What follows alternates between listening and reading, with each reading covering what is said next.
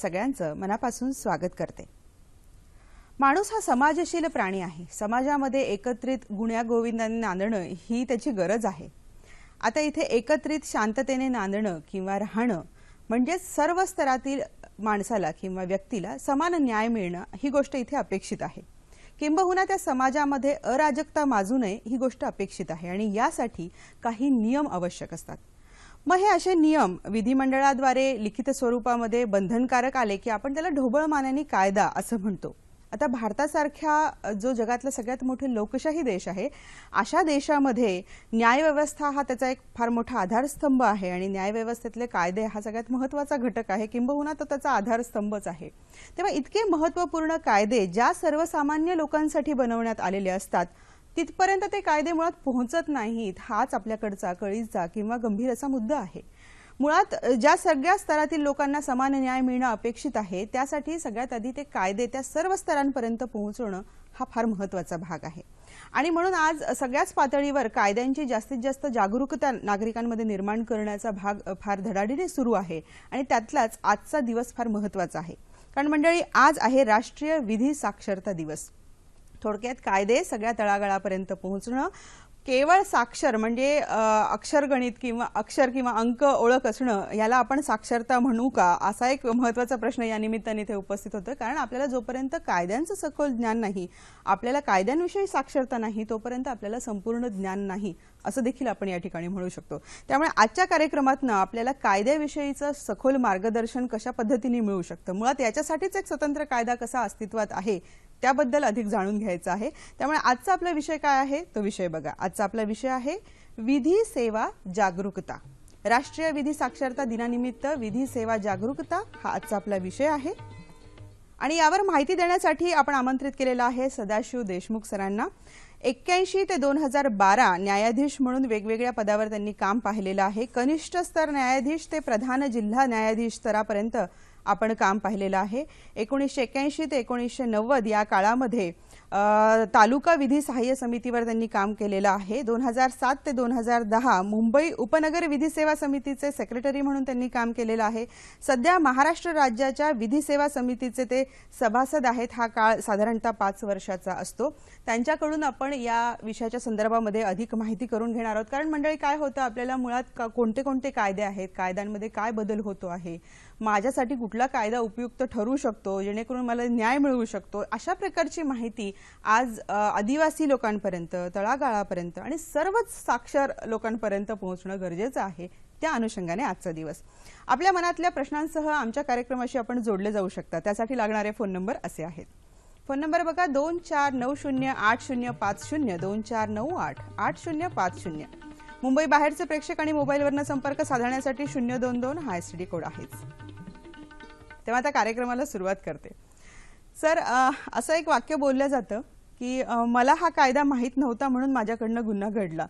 अशी कुठलीही माफी आपल्याकडे कायद्याच्या अंतर्गत दिली जात नाही। म्हणजे कायद्याचं ज्ञान हे सगळ्यांना असतंच असं गृहीत धरून आपल्याकडे न्यायव्यवस्था काम करत असते, बरोबर सर?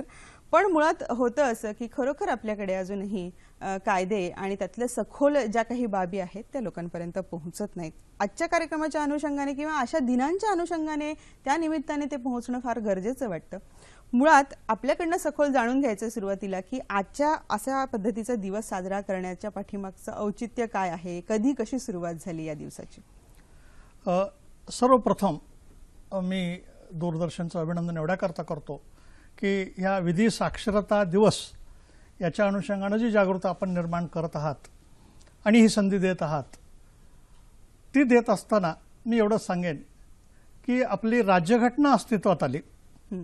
राज्यघटनेमुळे आपल्याला अधिकार मिळाले, कसं राज्य चालतं याच्याबद्दलची माहिती आली, कायदे तयार झाले, ते कायदे कसे अंमलात आणायचे, कायद्याची अंमलबजावणी कुणी करायची, न्याय कसा द्यायचा, हा ज्यावेळेला भाग येतो त्यावेळेला तो कॉमन माणसाला म्हणजे सर्वसामान्य माणसाला तो कसा कळेल, त्याला त्याची माहिती आहे का, हे आधी प्राकर्षानं सर्वांनी समजून घेतलं पाहिजे। पण हे गृहीत आहे की केलेला कायदा हा सगळ्यांना माहीत आहे। हे असं का, असं जर प्रश्न विचारलं तर कायदा हा आम्ही केलाय असं आम्ही म्हणतो का? आम्ही निवडून दिलेले लेजिस्लेटर किंवा पार्लिमेंटेरियन्स किंवा लोकसभा राज्यसभेचे विधानसभेचे आमचे सदस्य हे जातात आणि तिथं त्यांच्या कायदे मंडळामध्ये कायदे तयार करतात आणि हे कायदे आमच्या तुमच्याकरता असतात. म्हणून केलेला कायदा हा आमच्या तुमच्यावरती बंधनकारक आहे आणि तो माहिती आहे असं गृहीत धरलं जातं. बऱ्याच वेळेला कायदा हा माहिती असतो किंवा नसतो ह्या म्हणण्याला फारसा अर्थ नाही, कारण हा सगळ्यांनी कायदा जर पाळला तर त्याचा उपयोग होत असतो. मुळात कायदाच का तयार करायचा, तर समाज व्यवस्था ही व्यवस्थितपणे टिकली पाहिजे. एक गोष्ट, प्रत्येकाचे हक्क अबाधित राहिले पाहिजेत, कोणाच्याही हक्कावरती कुणीही अतिक्रमण करता कामा नये. आणि परिस्थिती अशी आहे की स्तर आपले वेगवेगळे आहेत, आपण अनेक बाबतीत विभागलो गेलोय, काही पुढारलेले आहेत, काही मागासलेले आहेत. अशा सगळ्यांना एकत्र घेऊन जात असताना विधी सेवेतर्फे ही विधी साक्षरता करणं अतिशय प्रामुख्याची आणि महत्त्वाची बाब ही 1995 पर्यंत ही अंमलात आलेली नव्हती. म्हणजे ज्या पद्धतीनं पाहिजे त्या पद्धतीनं आलेली नव्हती. काही प्रमाणात होती पण राष्ट्रीय स्तरावर झाली नव्हती. ती पहिल्यांदा या आजच्या तारखेपासून 9/11/1995 पासून ते सुरू झाले. अच्छा, म्हणजे हे विधी सेवेकडनं बंधनकारक झालं की कायद्याने तुम्ही विधीची साक्षरता जी आहे ती जास्तीत जास्त करणं गरजेचं आहे, बरोबर सर? या कायद्याचा तो मुख्य भाग आहे. आवश्यकता म्हणण्यापेक्षा याची थोडी पार्श्वभूमी आपण समजून घेतली पाहिजे. नक्की. की भारताची राज्यघटना अंमलात आली त्याच्या आधीची स्थिती काय होती, तर आमचा दुभंगलेला समाज, मागासलेला समाज, स्त्रिया, मुलं, अपंग माणसं ह्या सगळ्यांकरताची स्थिती कशा प्रकारे डील करावी याचे परिमाण नव्हते. आणि राज्यघटना निर्माण झाली, प्रत्येकाला जगण्याचा हक्क दिला. तो हक्क सुद्धा ऑनरेबली जगण्याचा आहे, फक्त जनावरासारखा जगण्याचा नाही आहे. त्याची स्वतःचे हक्क अबाधित राहिले पाहिजेत. पण ते अबाधित राहायचं म्हणजे कसे? गरीब माणूस जर असेल, त्याला कायदाच माहीत नाही, त्याचे हक्कच माहीत नाहीत, तो भांडायलाच जात नाही, अशी स्थिती पूर्वी होती. म्हणजे त्याला काहीच त्याचं माहिती नाही, फक्त त्याने राबायचं आणि कुणाच्या तरी अंडर राहायचं. थोडक्यात आपल्या स्वातंत्र्याच्या पूर्वी जर विचार केला, संपूर्ण संपत्ती, संपूर्ण जमीन ह्या सगळ्या ज्या गोष्टी होत्या काही ठराविक लोकांच्या हातात होत्या. ठराविक पर्सेंटेज, कदाचित तो 3%च्या पेक्षा जास्त असणार नाही. जसं इंडस्ट्री सुद्धा काही लोकांच्याच ताब्यात होती आणि बाकीचा सगळा वर्ग हा ते सांगल त्या पद्धतीनं, तो म्हणतील तो न्याय, तो म्हणतील तो धर्म, अशा पद्धतीनं वागत होते. पण ज्या वेळेला स्वातंत्र्य झालं त्यावेळेला नागरिक म्हणून जो आपलं एक स्थान निर्माण झालं प्रत्येक माणसाला, ते स्थान टिकवायचं असेल तर त्याला स्वतःची ही माहिती, स्वतःची कायद्याची जाण, कायदा हा काय आहे, कुणाकरता आहे, माझे हक्क काय आहेत, हे हक्क मी कुठं जाऊन वापरू शकतो, मी कुठं कुठं अप्रोच होऊ शकतो, ही सगळ्याची कमीत कमी त्याला माहिती असणं आवश्यक आहे. म्हणून आजच्या दिवसात म्हणजे आज 9/11/1995 एक नवीन कायदा अंमलात आला. हा कायदा तरी अंमलात का आला, तर जसं मी सांगितलं त्याप्रमाणे राज्यघटना अस्तित्वात आली. घटनेत 21 कलम जो आहे, राईट टू लाईफ, जगण्याचा हक्क, त्या अंतर्गत वेळोवेळी आपल्या सर्वोच्च न्यायालयाने निवाडे दिले की माणूस फक्त जगत असताना त्याला लीगल एड म्हणजे त्याचे हक्क बजावण्याकरता तरतूद ही केली पाहिजे आणि त्याचा हा सुद्धा एक फंडामेंटल राईट आहे. असं ज्यावेळेला ठणकून सांगायला सुरुवात केलं आणि परिस्थिती निर्माण झाली त्यावेळेला ती यंत्रणा उपलब्ध नव्हती. मग ती यंत्रणा निर्माण कधी झाली, तर हा सगळा काळ 1976 पर्यंतचा गेला आणि मग 1976ला एक मूलभूत बदल आला. तो कोणता? तो जो मूलभूत बदल आहे त्याविषयी माहिती घेते. आपल्याला दत्तगुरु देवगडवरनं प्रश्न विचारतायत, काय म्हणतात ते आधी बघूयात. हॅलो. हा, नमस्कार मॅडम. नमस्कार. हा, मी देवगडवरनं बोलतो, दत्तगुरु लाड. बोला. प्रथमतः मी सह्याद्री दूरदर्शनचं अभिनंदन करतो की आजचा विषय अतिशय सुरेख आहे विषय. धन्यवाद. मॅडम, माझा प्रश्न असा आहे की लोक म्हणतात न्यायालयात न्याय मिळायला उशीर होतो, म्हणून लोक म्हणतात की शहाण्या माणसाने न्यायालयाची पायरी चढू नये. तर देशमुख सरांना असं माझा प्रश्न आहे की आपलं काय मत आहे या विषयावर? बरं बरं, नक्कीच फार महत्वाचा प्रश्न आहे. काय सांगता येऊ शकतं सर, शहाण्याने न्यायालयाची पायरी चढू नये अशा प्रकारे आपल्याकडे सर्रास बोललं जातं, कारण एकदा केस सुरू झाली तर ती खूप काळ प्रलंबित असते, त्याला खूप निकाल लागायला विलंब लागतो वगैरे, अशा प्रकारची लोकांच्या मनामध्ये धारणा असते. तुमची भावना खरोखर अतिशय ज्वलंत आहे. हे मी गेली 33 वर्ष मी अनुभवतोय. पण शहाण्याने हा शब्द जो आहे तो महत्वाचा आहे. जर तुम्ही कायद्याने शहाणे झालात तर न्यायालयाची पायरी कदाचित तुम्हाला चढावीच लागणार नाही. पण तो शहाणपणा येण्याकरता कायदा काय आहे हे जर आपण समजून घेतलं नाही तर अडचण येते. म्हणून मग आपण एका जाळ्यात जाऊन अडकतो. आणि ते जाळं असं विचित्र आहे की तुमची स्वतःची गॅरंटी देता येईल, समोरच्या माणसाची गॅरंटी देता येत नाही. त्यातून निर्माण झालेला वाद कधी संपवायचा हे तुमच्या दोघांच्या हातात असतं. पण तुम्ही दोघेही असे काही ताणून धरत असतात की खालचं कोर्ट, वरचं कोर्ट, शेवटचं कोर्ट. मग खेळामध्ये जसं काही कुलुप्त्या चालू असतात तशा कुलुप्त्या चालू असतात. त्यामुळं नुकसाने होत असतं. आता अनेक कारणं आहेत त्याला. त्या कारणामध्ये माझ्या मते हे एक पहिलं महत्वाचं कारण आहे.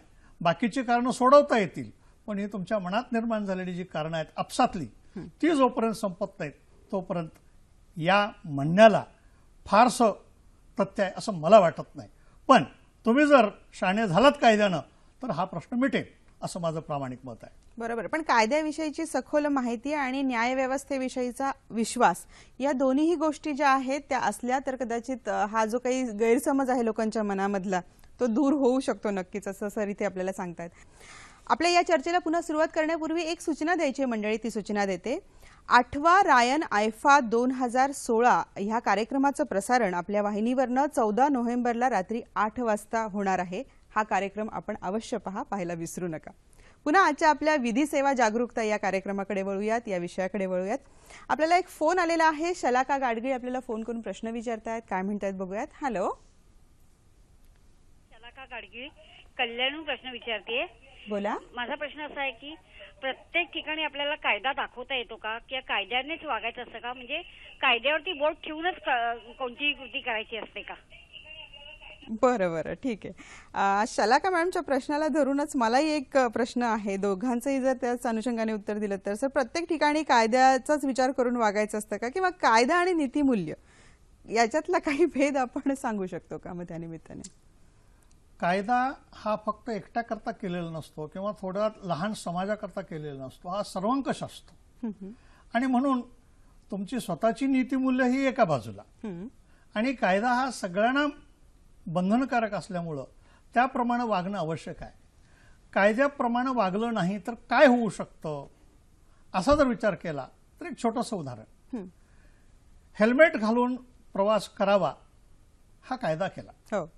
का केला की ह्या विधिमंडळाला किंवा न्यायमंडळ ह्याच्या विधिमंडळाला किंवा पार्लिमेंटला असं वाटलं की बा अशा प्रकारे ऍक्सिडेंट होत आहेत, म्हणून हेल्मेट असणं योग्य, माणसाचं जीवन सुरक्षित राहावं. हो. आता एकदा का हा कायदा केला तर तो सगळ्यांवर बंधनकारक आहे. आता मी घालणार नाही असं म्हटलं तर काय होईल? समजा दुर्दैवानं जर ऍक्सिडेंट झाला तर त्याचे परिणाम म्हणजे सर्व विदित आहेत, ते सांगण्याचं कारण नाही. जर हेल्मेट घातलं तर त्यांचं रीडिंग असं आहे की तुमचा जीव फार धोक्यात येणार नाही. म्हणून कायदा पाळणं हे अतिशय योग्य आणि आवश्यक आहे. रस्त्याच्या डाव्या बाजूनच जावं हा कायदा केला. उजवीकडनं गेलं तर काय होईल? सिग्नल तोडलं तर काय होईल? तर त्याप्रमाणे जो निर्माण होणारा एक धोका आहे तो धोका टळू शकतो, आणि तो धोक्यात आपण येऊ नये म्हणून हे नियम आहेत. म्हणून नियम पाळणं हे आवश्यक आहे. आणि तुमची नीतिमूल्य पाळा, पण नीतिमूल्य फार मोठी असतात आणि कायदा हा त्यातला एक क्रिस्टलाइज्ड छोटासा भाग असतो जो सगळ्यांना लागू होतो. बरोबर आहे. सर, काही कायदे असतात, काही सूचना असतात, काही सरकारी सूचना असतात, काही पत्रकं वेळोवेळी शासन जाहीर करत असतं. मग याच्यामध्ये पण थोडासा नागरिकांचा गोंधळ होतो का? म्हणजे मुळात कायदे काय, किंवा आता वेळेनुसार कायद्यांमध्ये बदलही होतो काही काही काळानुसार, पण ते बदल नागरिकांपर्यंत पोहोचत नाहीत, असंही एक दृश्य दिसतं. तर त्याविषयी थोडक्यात काय सांगता येऊ शकतं? एक तर हा जो कायदा ज्यावेळेला बनला जातो त्याचं बिल निर्माण होतं. बिल निर्माण झाल्यावरती विधिमंडळामध्ये ठेवलं जातं आणि तो पास होतो. त्याच्या आधी बऱ्याच वेळेला ह्या कायद्यावर मतं सुद्धा मागितली जातात. हो, विधिमंडळावरती त्याची चर्चा होत असते आणि वेळोवेळी पेपरमध्ये किंवा इव्हन दूरदर्शनावरती याच्यावरती चर्चासत्र सुद्धा होतात. हो सर, पण आता आपल्याकडे एक असं आहे की साक्षरतेचं एकूण आपलं प्रमाण बघितलं तर त्या अनुषंगाने ही आणखी एक अडचण आहे का विधी साक्षरतेच्या संदर्भातली, की आपण सगळ्यांपर्यंत हे कायदे किंवा ह्याच्यात वेळोवेळी होणारे बदल पोहोचू शकत नाहीत, मग त्याला वेगळे वेगळे मार्ग अवलंबण्याची गरज पडत नाही का? या आता सध्या ज्या कायद्यावर आपण बोलणार आहोत, हो, राष्ट्रीय विधी सेवा प्राधिकरण कायदा हा 1995 ला निर्माण झाला. हो, त्याचे हेतू काय आहेत? तर हेतू एक, सगळ्यांना हे कायद्याची साक्षरता ही सगळ्यांपर्यंत पोचली पाहिजे.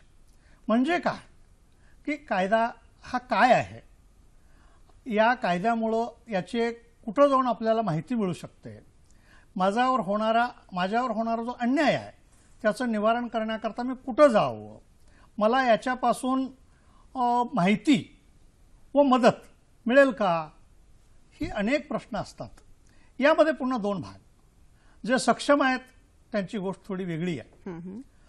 असक्षम असे लोक जे आहेत किंवा वर्ग आहे, एक स्त्रियांचा वर्ग असेल, लहान मुलं असतील, अपंग माणसं असतील, ह्या सगळ्या लोकांची जी डिसेबिलिटी आहे त्यामुळं त्यांना कायदा लवकर कळतही नाही, त्यांचे हक्क कळत नाहीत, कुठं जावं हे माहिती नाही.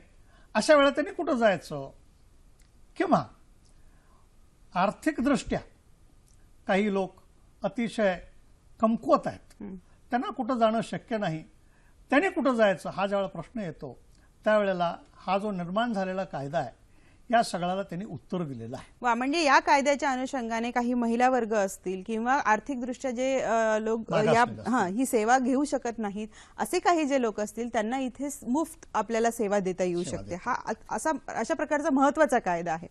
आपल्याला उमा महाजनांचा प्रश्न आहे सर, तो प्रश्न आधी घेऊयात आणि पुढे ही चर्चा अशी चालू ठेवूया. विधी साक्षरतेची गरज तर आहे, त्याशिवाय जे कायदा आहेत ज्या फायदा करून घेत नाही आम्ही, जे जे कायदे आहेत ते समजून घेतो पण त्याचे फायदा अजिबात करून घेत नाही. एकच छोटं उदाहरण सांगते, वारसा हक्कात महिलेला हक्क आहे, पण किती महिला घेतात त्या फायदा, उलट भाऊक होऊन माहेर सुटेल म्हणून ते भावाला उलट घेऊन देतात.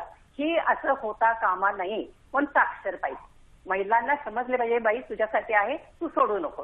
कायद्यात फक्त जागर नको, पळवाटा नको, तुला जे जे मिळतं ते फायदा तू घे, हे सुद्धा साक्षरतेची गरज आहे. असे अनेक कायदे आहेत. थँक्यू.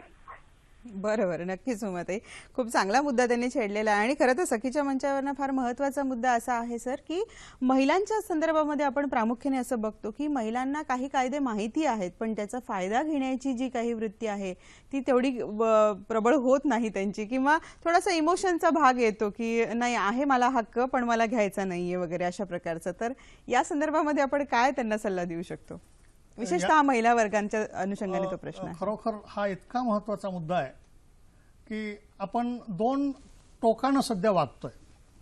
एक अतिशय पुढारले म्हणून आपण वागतो आणि एक अतिशय सोज्वळ आणि आपलं कुटुंब, आपली नाती, आपला भाऊ या प्रमाणामध्ये अतिशय म्हणजे नाजूक स्थितीत आपण असतो. त्यावेळेला हक्क बाजूला राहतात आणि नाती प्रामुख्याला येतात. त्यावेळेला हक्क आपण सोडण्याच्या तयारीला लागतो. महत्वाची गोष्ट म्हणण्यापेक्षा मला अभिमान हा आहे, भारतामध्ये हीच एक गोष्ट अशी आहे की ज्यामुळं आज आपण सगळ्याही विचित्र स्थितीमध्ये टिकून आहोत. एकमेकाची नाती आपण तोडायला तयार नाही आणि नाती जोडणं किंवा नाती टिकवणं हा आपला स्थायी भाव असल्यामुळं आपल्या संस्कृतीला हा फार मोठा देणगीचा भाग आहे. म्हणून कायदा काही जरी म्हणत असला तर बऱ्याच वेळा आपण नाती टिकवायचा प्रयत्न करतो. आता ही नाती टिकवत असताना सगळ्यांचे विचार, सगळ्यांच्या भावना ह्या एकसारख्या असतात असं नाही. बऱ्याच वेळेला तिथं ज्या वेळेला एकमेकांच्यात वाद निर्माण होतो त्यावेळेला नाती तुटतात आणि मग ती जी मिळकत आहे ती मिळकत सगळी आहे तशी कुणाला मिळते का असं म्हटलं तर मी म्हणेन कदाचित आपण कुणाला तरी वाटेकरी करून मोकळं होतो. आणि माझी विनंती अशी आहे की खरोखर हे दोन्ही टिकले पाहिजेत. समंजसपणा दोघांनाही यायला पाहिजे आणि हा समंजसपणा दोघांनाही आला तर वाद येण्याचा प्रसंग कदाचित येणार नाही. अरे वा. आणि मला वाटतं हा जो कायदा आपण ज्याच्याविषयी बोलतोय की विधी साक्षरता कायदा किंवा विधी सेवा कायदा, या कायद्याच्या अंतर्गत जास्तीत जास्त आपण सामंजस्याने गोष्टी सोडवण्याकडेच भर किंवा कल दिलेला आहे, बरोबर सर? तर त्या निमित्ताने या कायद्याचं जे स्वरूप आहे त्या स्वरूपाविषयी आपण काय चर्चा करू शकतो? या कायद्याचं स्वरूप असं आहे की जोपर्यंत कायदा काय आहे हा तुम्हाला कळत नाही, मला असलेला हक्क मी जाऊन कुठं त्याचा अंमल करावा, कुणाला जाऊन विचारावं, कुठं जाऊन त्याचे निराकरण करून घ्यावं, हे जोपर्यंत कळत नाही तोपर्यंत तुम्हाला कायद्याचा उपयोगच होत नाही. म्हणून आधी कायदा हा समजून घेणं किंवा कायदा हा तुमच्यापर्यंत पोचवणं हे या कायद्याच्या दृष्टीनं अतिशय महत्त्वाचं समजलं गेलं. म्हणून विधी साक्षरता हा पहिला भाग आणला. हा पहिला भाग आणत असताना पार केंद्र शासन राज्यस्तरापर्यंत म्हणजे थोडक्यात दिल्ली ते तालुका या लेवलपर्यंत वेगवेगळ्या कमिट्या निर्माण केल्या, प्राधिकरणं निर्माण केली आणि त्यामार्फत हे काम चालू केलं जातं. आता ह्यात काय काय असू शकतं तर तुम्हाला समजावून सांगण्याकरता आम्ही म्हणजे आमच्या ह्या जिल्हास्तर असो, तालुका स्तर असो, राज्यस्तर असो, लीगल लिटरसी कॅम्प म्हणजे विधी साक्षरता कॅम्प आम्ही घेतो. कुठं घेतो? तालुक्याच्या ठिकाणी घेतो, तालुक्याच्या शेवटच्या कोपऱ्यापर्यंत घेतो, काही मोहल्ल्यामध्ये घेतो, काही तुमचे काही क्वार्टर्स असतात, पोलिसांचे क्वार्टर्स असतात, कामगारांचे क्वार्टर्स असतात. या संकुलांमध्ये सुद्धा जाऊन वेगवेगळ्या पद्धतीनं वेगवेगळ्या कायद्याच्या विषयावरती ज्ञान देण्याचं काम हे केलं जातं. असे प्रचंड प्रमाणामध्ये कॅम्प्स दरवर्षी आयोजित केले जातात आणि त्याचा एक आमच्याकडे टाइम टेबलच तयार असतं. तालुक्याच्या लोकांनी कुठं कुठं जायचं आहे, कधी जायचं आहे, किती द्यायचे आहेत, याचा सगळा आढावा वर्षाच्या सुरुवातीला घेऊन त्याचं एक कॅलेंडर तयार केलं जातं आणि त्या प्रमाणामध्ये तिकडे जाऊन ते दिलं जातं. आता हे देत असताना काही सूचना आल्या, काही मागणी आल्या, ते सुद्धा पूर्ण करण्याकरता तालुक्याची अथॉरिटी, जिल्ह्याची अथॉरिटी किंवा स्टेट अथॉरिटी ही मदत करतात आणि तिथे जाऊन या प्रकारे त्यांना कायद्याची माहिती देत असतात. अरे वा. म्हणजे तालुका पातळीपासून जिल्हा पातळीपासून सर्व पातळ्यांवर जर एखादा न्याय हवा असेल, एखादी गोष्टीची माहिती हवी असेल न्यायाच्या संदर्भामधली, तर त्या ठिकाणी जाऊन त्यांना व्यवस्थित सल्ला आपल्याला मिळू शकतो, असा दिलासा आजच्या कार्यक्रमातून आपण प्रेक्षकांना देतोय, बरोबर सर? आपल्याला एक प्रश्न आलेला आहे, तो प्रश्न आधी घेऊयात. गिरीश आळेकर डोंबिवलीवरनं प्रश्न विचारतायत. हॅलो हॅलो गिरीशजी, आपल्या टीव्ही सेटचा आवाज कमी करा आणि सलग प्रश्न विचारा कृपया. हॅलो. हा नमस्कार. माझा प्रश्न असा आहे माझा प्रश्न असा आहे की हे जे दावे असतात त्याचे दोन प्रकार असतात, एक फौजदारी आणि दिवाणी. तर फौजदारी दाव्यांमध्ये काही पुरावे जे असतात ते बदलत राहू शकतात किंवा कोणी कोणी नवीन नवीन पुरावे देतो. पण दिवाणी दाव्यांमध्ये काही नोंदी, काही पुरावे हे एकदा फिक्स असतात, त्याच्यात काही बदल होण्याची शक्यता जवळजवळ नसते. पण तरी सुद्धा ते खटले इतके लांबवले जातात, 5-5 वर्ष लांबवले जातात, त्यामुळे माणूस कंटाळतो आणि मागे म्हणल्यासारखंच की ती कोर्टाची पायरी नको रे बाबा, तो न्याय नको रे बाबा, आणि सगळं सोडून द्या, काय आहे ते मांडवणी करा आणि मिटा, बाजूला व्हा, असं काहीतरी होतं. तर या पुरावे सादर करायला काही वेळेचं लिमिट काही असायला हवं किंवा आहे का? बरं, नक्कीच. काय सांगता येऊ शकतं सर? फौजदारी दाव्यांमध्ये पुरावे हे बदलतात, पण दिवाणी दाव्यांमध्ये खरं तर पुरावे बदलत नाहीत, नोंदी फिक्स असतात, तरी देखील न्याय मिळायला एवढा वेळ का लागतो असं त्यांचं म्हणणं. दिवाणीमध्ये दिवाणी आणि फौजदारी हा जो भाग तुम्ही सांगितलात, दिवाणी दाव्यामध्ये कागदपत्र असतात, कागदपत्र फिक्स असतात असं जे तुमचं म्हणणं आहे, ही कागदपत्र प्रूव्ह करण्याकरता अनेक अडचणी म्हणण्यापेक्षा टेक्निकॅलिटीज बऱ्याचशा असतात आणि त्या टेक्निकॅलिटीज पूर्ण करणं आवश्यक असतं. कागद म्हणजे फक्त एक कागद चालत नाही, तो कागद साबित व्हावा लागतो आणि त्या कागदाचं इंटरप्रिटेशन वेगळं वेगळं येत असतं. फक्त कागद असून चालत नाही, तो कागद व्हॅलिड असावा लागतो, तो कागद साबित व्हावा लागतो आणि तो न्यायाच्या कायद्याच्या कक्षेमध्ये बसणारा असला पाहिजे. हे एक झालं. आता तुमचा पुढचा प्रश्न असा दिसतो की हे सगळं असून सुद्धा लवकर का होत नाही. लवकर का होत नाही याच्याबद्दलची भाषा उत्तर देत असताना थोडं अडचण माझी अशी आहे, भारतातील कायदे हे दर सेशनला वाढत आहेत, ते कुठेही थांबलेले नाही आहेत. म्हणजे स्वातंत्र्याच्या पूर्वी आणि स्वातंत्र्याच्या नंतर विचार केला, जसं आपली जनसंख्या वाढायला लागली आहे तसं कायद्याचं प्रमाण प्रचंड प्रमाणात वाढत आहे. ह्या वाढणाऱ्या कायद्याचं नियोजन काय, तर उत्तर कदाचित आपल्याला मिळत नाही आहे.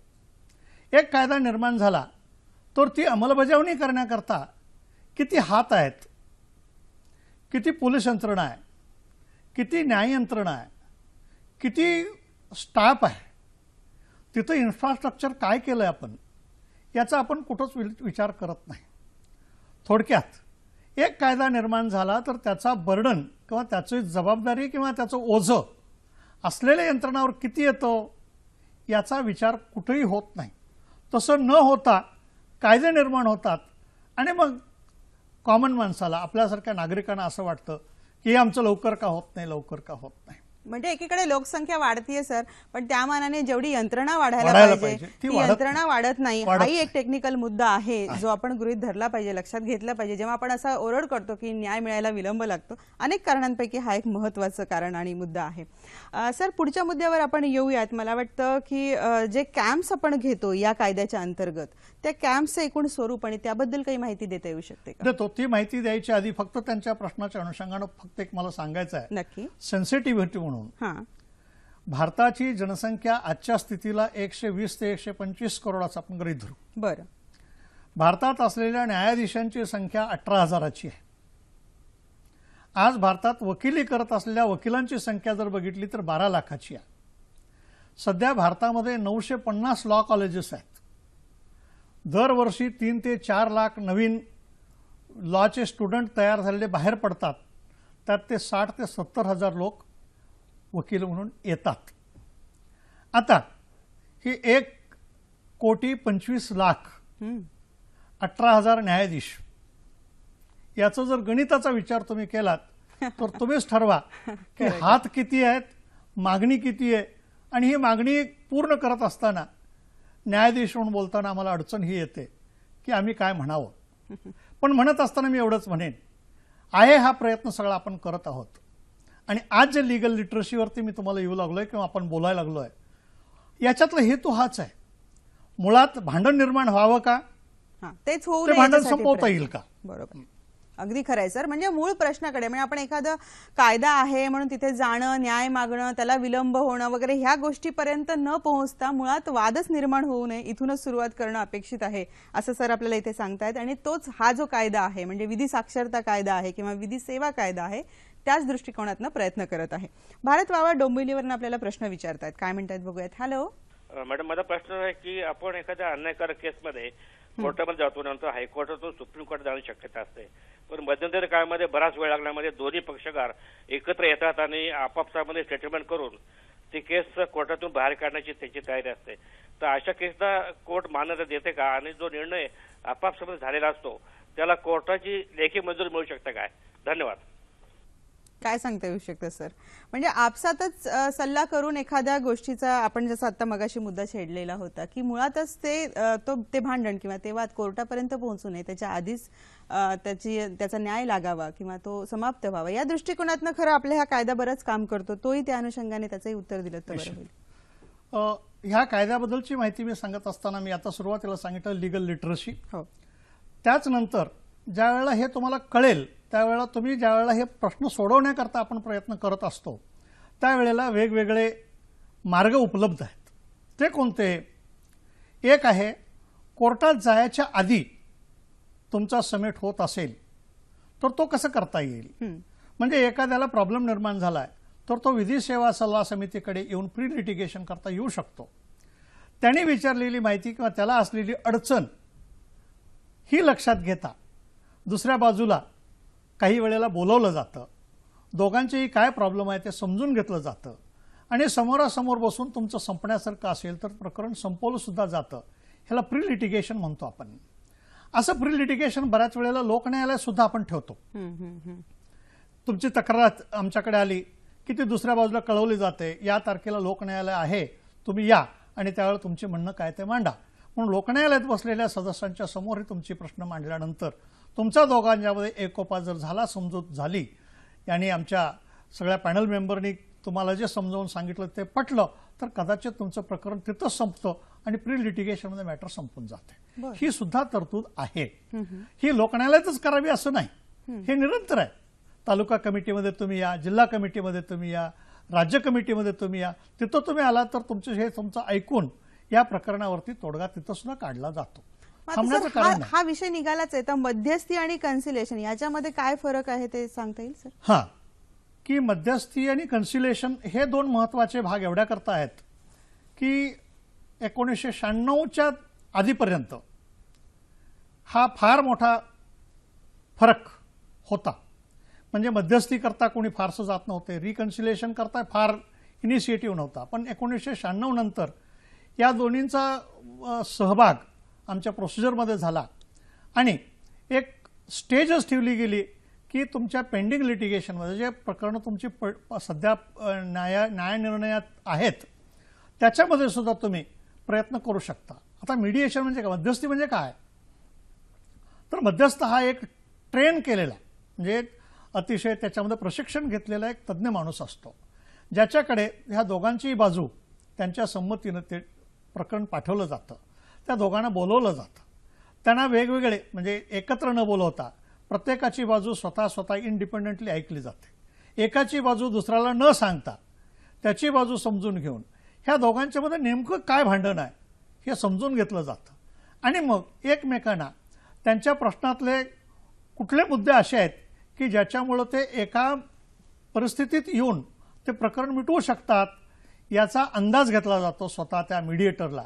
आणि मग दोघांचं मन वळवत असताना त्याला काय मिळतं काय मिळत नाही, त्याचे कितपत फायदे तोटे काय आहेत हे सांगत सांगत सांगत त्यांचं मन तयार केलं जातं आणि त्या दोघांची मतं एकमतला आलं की मग त्यांच्याच मर्जीनं तो लेख तयार केला जातो, मीडिएशनमध्ये प्रकरण संपवलं जातं. अच्छा. आता कन्सिलेशन म्हणजे असं की समजा कोर्टात प्रकरण पेंडिंग आहे, नवरा बायकोचं प्रकरण पेंडिंग आहे, पोटगीची मागणी पेंडिंग आहे, मुलाची मागणी पेंडिंग आहे, डायव्होर्स म्हणजे काडीमोड याचं प्रकरण चालू आहे. अशा वेळेला न्यायाधीशावर सुद्धा बंधन आहे की आधी यांच्यात मिलाप होतो का, यांचं प्रकरण संपतं का. न्यायालयाकडे बघत असताना तोडणारे असं न वापरता जोडणारे सुद्धा आम्ही आहोत. हे सगळं होत असताना कोर्टाला फार आनंद होतो असं नाही. समाज रचनेमध्ये समाजा व्यवस्थित राहावा हाच हेतू असतो. म्हणून न्यायाधीश दोघांनाही बऱ्याच वेळा स्वतःच्या चेंबरमध्ये बोलवून त्या दोघांचं ऐकलं जातं आणि त्यांना समुपदेश स्वतःही केलं जातं. काही वेळा समुपदेशक असतात त्यांच्यामार्फत केलं जातं आणि दोघांनाही त्यांची बाजू काय आहे हे समजून घेऊन त्यांना एकत्र येण्याचा सुद्धा प्रयत्न केला जातो. बरोबर सर. पण आता इथे एक टेक्निकल मुद्दा असा आहे ना की जे सेवा देतात, जे सल्ला देतात, ती वकील मंडळी असतील किंवा जे कोणी लोक व्हॉलंटियर वगैरे असतील ते तेवढे ट्रेन असणं किंवा त्यांना तेवढ्या प्रकारचं कायद्याचं सखोल नॉलेज असणं हे देखील अपेक्षितच आहे सर. तर अशा प्रकारचं ट्रेनिंग या कायद्याच्या अंतर्गत काही दिलं जातं का? होय. मी तुम्हाला सांगू शकतो की आता फॅमिली कोर्ट म्हटलं तर तिथं कन्सिलेटर आहेत, ते ट्रेनड असतात आणि ते सरकारी अपॉइंटेड आहेत. बरं. हा एक भाग झाला. पण इतर ठिकाणी सुद्धा मीडिएशन आणि कन्सिलेशन याचं सुद्धा ट्रेनिंग आहे. ट्रेनिंग घेतलेले अनेक वकील मंडळी आहेत. आमचा न्यायाधीश हा स्वतः कन्सिलेटर आणि मीडिएटर आहे. बरं. बऱ्याच ठिकाणी स्वतः न्यायाधीश सुद्धा काही दिवस बसून काही प्रकरणामध्ये मीडिएशन करत असतात आणि म्हणून त्यांना ट्रेनिंग वेगळं देण्याचं कारण नाही. पण वकिलांना याचं ट्रेनिंग निश्चितपणे दिलं जातं आणि सर्टिफाईड मीडिएटर्स आपल्याकडे उपलब्ध आहेत. फक्त त्यांना सर्टिफाईड केलं एवढंच नाही, वेळोवेळी त्यांना रिफ्रेश केलं जातं, त्यांचे कोर्सेस घेतले जातात, त्यांना वेगवेगळे लेक्चर्स देऊन त्यांच्यामध्ये सेन्सिटायझेशन केलं जातं. नवीन काय आहे, कसं करावं, कसं अप्रोच व्हावं येणारे प्रॉब्लेम त्यांचे काय हे समजून सुद्धा त्यांना मार्गदर्शन केलं जातं. अच्छा, म्हणजे त्यांना वेळोवेळी ट्रेनिंग दिलं जातं आपल्या या कायद्यांत. आज महाराष्ट्रात प्रचंड प्रमाणात मोठं जाळं मीडिएटरचं निर्माण झालेलं आहे. बरं. सर, तुम्ही मगाशी लीगल क्लिनिक ह्याचा उल्लेख केला होता, तर ते लीगल क्लिनिक आणखी वेगळं काय आहे त्याच्याबद्दल काही सांगता येईल? ज्यावेळेला लीगल लिटरसी हा भाग मी तुम्हाला सांगितला त्यावेळेला जसं आम्ही एका खेडेगावात जाऊन काही लेक्चर देतो, माहिती घेतो, त्यांचे प्रॉब्लेम समजून घेण्याचा प्रयत्न करतो, मला वाटतं आपण स्क्रीनवर आता बघू शकतोय. तसंच हे प्रॉब्लेम संपवण्याकरता एक लीगल क्लिनिक म्हणून एक संज्ञा निर्माण झालेली आहे. आपल्या आज महाराष्ट्रामध्ये तुम्हाला दिसत असणाऱ्या चार्टमध्ये दिसेल की एकूण 653 लीगल क्लिनिक्स आहेत. बरं. कॉलेजमध्ये, प्रत्येक कॉलेजमध्ये, काही खेडेगावांमध्ये, काही कम्युनिटी सेंटरमध्ये, कोर्टामध्ये, जेलमध्ये अशा प्रकारे ते लीगल क्लिनिक्स आहेत. तिथं कोण असतं तर तिथं एक वकील असतो, कायद्याचे ज्ञान असणारी माहिती तिथं लोक असतात, तुमचे येणारे प्रॉब्लेम तिथं समजून घेतात, त्यावर तुम्हाला काय तोडगा आहे हे सांगतात. म्हणजे थोडक्यात तुम्हाला आपला प्रॉब्लेम काय हे सांगण्याकरता सुद्धा एक हा क्लिनिकलचा प्रोग्राम, लीगल क्लिनिक ही जागा तुम्हाला निर्माण करून दिलेली आहे. आणि आपल्या माहितीकरता सांगतो की महाराष्ट्रामध्ये प्रत्येक खेडेगावाला लीगल क्लिनिक द्यावं असा नियम आहे. बरं. त्या पद्धतीनं प्रयत्न चालू आहेत आणि म्हणून आपण आशा करूया लवकरच असे लीगल क्लिनिक निर्माण होतील. म्हणजे जसं मेडिकलचे लोक जातात तसं हे लीगलचे लोक सुद्धा तिथं असले तर हा प्रॉब्लेम बऱ्याचशा प्रमाणात संपू शकतो आणि तो संपावा ही इच्छा आहे. नक्कीच सर, सगळ्यांचीच ही इच्छा असणार आहे. आपल्याला एक फोन आलेला आहे, तो फोन आपण घेऊयात, बघूयात ते काय म्हणतायत. हॅलो. हॅलो. हा, नमस्कार. नमस्कार. नमस्कार. मी याच्याकरता फोन लावला की इच्छा नसतानाही कोर्टात जावं लागतं. जसं ग्राहक मंच आहे आणि लवकर न्याय व्हावा म्हणून ग्राहक मंच उघडल्या गेले आहेत, पण तिथे आपण केस टाकल्यानंतर आपण जिंकलो तरी पण त्याच्यानंतरही जर आपल्याला त्याचं कम्पेन्सेशन मिळत नाही तर हा तर ऑर्डर कोर्टाचा असतो, मग हा विरुद्ध पार्टीला कंपल्सरी नाही आहे का? त्याच्यासाठी पुन्हा ऍप्लिकंटलाच खूप धावपळ करावी लागते. तर याच्यामध्ये सुधारणा व्हायला हवी की नको असं मला वाटतंय. नक्कीच महत्वाचा प्रश्न आहे. या प्रश्नाच्या संदर्भामध्ये आपण जाणून घेऊयात काय उत्तर आहे. ग्राहक मंचाचं उदाहरण दिलं होतं त्यांनी की कोर्टाने आदेश दिल्यानंतरही जर तुम्हाला मोबदला मिळत नसेल तर त्यांनी काय करायचं मग अशा वेळी? असे जर काही प्रश्न असतील तर त्याच्या वेळेस काय करायला हवं? ज्या वेळेला एखादी ऑर्डर होते त्या ऑर्डरची अंमलबजावणी होणं आवश्यक आहे. बरोबर. पण ती अंमलबजावणी करण्यापूर्वी तो आदेश वरच्या कुठल्या तरी स्तरावर चॅलेंज झाला का हे पाहणं भाग असतं. म्हणून अंमलबजावणी करण्याच्या आधी जी स्टेप आहे ती वरच्या कोर्टात गेलंय की नाही हे पडताळून पाहणं. समजा वरच्या कोर्टात गेलेलं नाही, एक 90 दिवसाची मुदत संपली, 30 दिवसाची मुदत संपली, जी त्याच्याकरता नेमलेली असेल, त्या दिवसानंतर ज्याच्या हक्कात हा न्याय प्राप्त झालेला आहे तो खरोखर त्याची अंमलबजावणी करायला उत्सुक आहे की नाही हे बऱ्याच वेळा माहीत नसतं.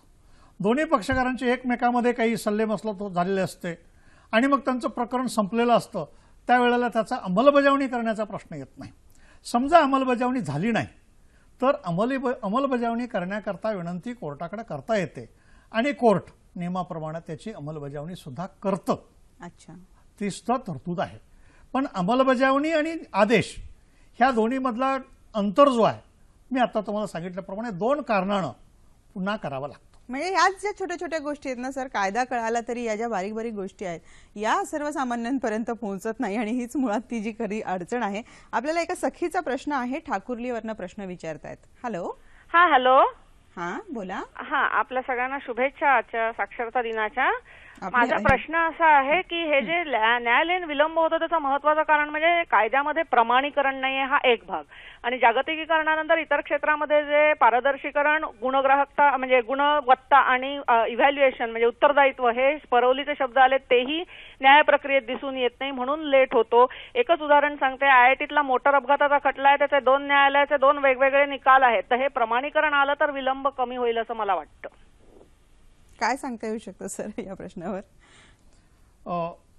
आपल्या मनात असलेली जी शंका ही अतिशय योग्य आहे.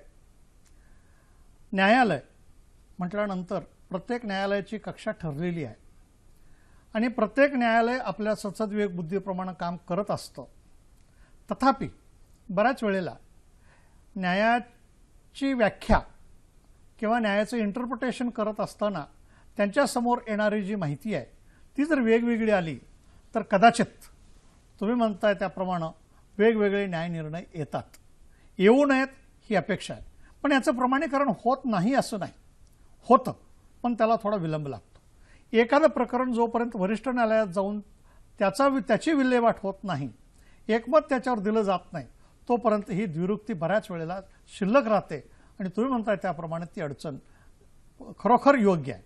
पण वरच्या कोर्टात जाऊन त्याचा निर्णय झाल्यानंतर योग्य प्रकारे होऊ शकतं.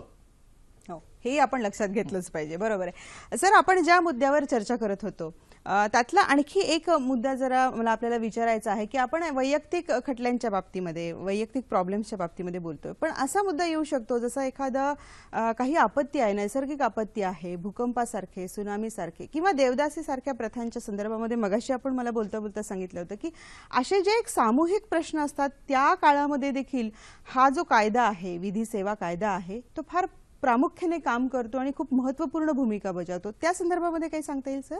होय, या क्षणाला मला आठवण होते सुनामीची.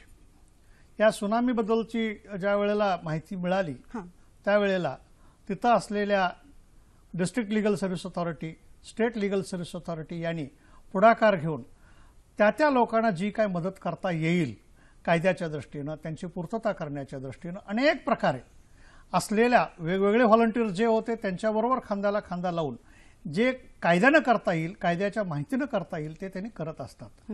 देवदासी प्रथा सुद्धा याच्याकरता सुद्धा आपल्या कोल्हापूर जिल्ह्यामध्ये वगैरे प्रचंड प्रमाणात काम केलं गेलंय. कर्नाटकाच्या भागामध्ये सुद्धा याच्यावर काम केलं गेलंय आणि ते सुद्धा ह्या विधी सेवा प्राधिकरणामार्फतच केलं झालंय. इतकंच नव्हे तर समूह ज्यावेळेला काही करू शकत नसतो त्यावेळेला ही कमिटी स्वतःहून सुद्धा काही वेळेला एखादं रिट पिटिशन दाखल करून न्याय मागण्याचा प्रयत्न त्या लोकांकरता करत असतो.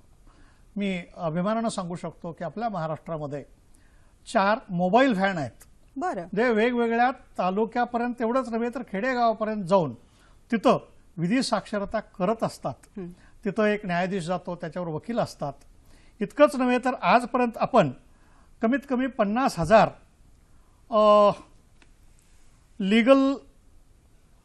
लीगल लिटरसी कॅम्प घेतलेले आहेत आणि कमीत कमी पूर्वी सांगितल्याप्रमाणे 8,000 व्हॉलंटिअर आम्ही निर्माण केलेले आहेत. ह्या मोबाईल व्हॅन मार्फत जे आपण कॅम्प घेतो त्यांची संख्या सुद्धा प्रचंड प्रमाणात आहे आणि न्याय तुमच्याद्वारी हे ब्रीदवाक्य महाराष्ट्रामध्ये खऱ्या अर्थानं आज आपण अनुभवायला लागलोय.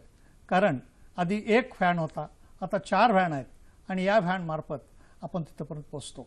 मला अभिमानाची गोष्ट एवढी सांगायची आहे, आज माझ्या भारताच्या मुख्य न्यायाधीशापासून माझ्या तालुक्याच्या कनिष्ठ न्यायाधीशापर्यंत याच्यामध्ये सहभाग घेऊन आपल्या लोकांना ही माहिती मिळावी याच्याकरता अथक प्रयत्न केले जात आहेत. लोकन्यायालय घेतले जात आहेत, कन्सिलेशन केलं जातं, मीडिएशन केलं जातं आणि हे सगळं करण्याचं कारण एकच, लोकांना हा कायदा कळावा, त्यांना कायद्याची मदत व्हावी आणि त्यांची एम्पॉवरमेंट व्हावी. नक्की सर. आपण आजच्या कार्यक्रमातून खरं तर खूप चांगल्या पद्धतीने आपण लोकांपर्यंत पोहोचलोय की जास्तीत जास्त कायद्याची माहिती तुम्ही मिळवून घ्या, जेणेकरून कायद्याविषयीची साक्षरता असणं फार आवश्यक आहे. केवळ आम्ही साक्षर झालोय असं म्हणून चालणार नाही, तर कायद्याची माहिती मिळाली तरच आपण खऱ्या अर्थाने साक्षर झालो असं आपल्याला अभिमानाने म्हणता येऊ शकतं. असेच सखी सह्याद्रीचे वेगवेगळे कार्यक्रम आमचे दररोज असतात. उद्याचाही कार्यक्रम वेगळ्या विषयावरचा आहे. उद्याचा विषय काय आहे तो बघून घेऊयात. उद्याचा विषय आहे महिला आणि बदलती शिक्षण पद्धती. यात सहभाग घेणार आहेत डॉक्टर वसुधा कामत, या माजी कुलगुरू आहेत SNDT महिला विद्यापीठाच्या. या कार्यक्रमाचाही आपण अवश्य लाभ घ्या. उद्याचा कार्यक्रम बघा. आजचा कार्यक्रम कसा वाटला त्याही प्रतिक्रिया आमच्यापर्यंत अवश्य पोहोचवा. आत्ता इथेच थांबूयात, भेटूयात पुढच्या कार्यक्रमात नव्या विषयासह. सर, आज आपण आलात आणि खूप छान माहिती दिली त्याबद्दल खूप खूप धन्यवाद.